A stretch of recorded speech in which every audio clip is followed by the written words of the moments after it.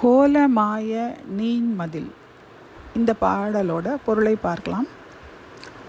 அழகிய நீண்ட மதில்களை உடைய கூடலில் விளங்கும் திரு ஆலவாயில் வீற்றிருக்கும் பெருமானே. மார்கண்டேயர், சண்டேஸ்வரர் போன்ற பாலர்கள் சிவபூஜை செய்து பண்டை காலத்தும் இக்காலத்தும் வழிபட விளங்கும் நீலகண்டனே. தேவர்கள் உன்னகன்றி பிற தெய்வங்களை தமது தூய சிந்தையில் கொள்ளாதவராய் வாழ்கின்றனர்.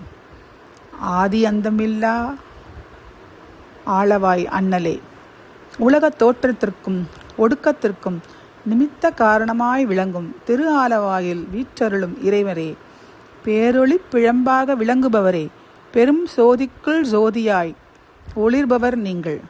உபதேச வழியாக சிவஞானம் பெற்ற பக்குவமுடைய ஆன்மாக்களுக்கு அல்லாமல் ஏனைய அபர ஞானமாகிய கல்வி அறிவுடையோர்க்கு அருட்பண்பை உணர்தற்கும் உரைக்கலாகுமே என்று சிவஞானம் பெற்றவர்களுக்கு மட்டும் அல்லாமல் பக்தர்களுக்கும் அவருடைய அருட்பண்பை அருளுமாறு நமக்காக சம்பந்தர் இறைவனிடம் வேண்டுகிறார்.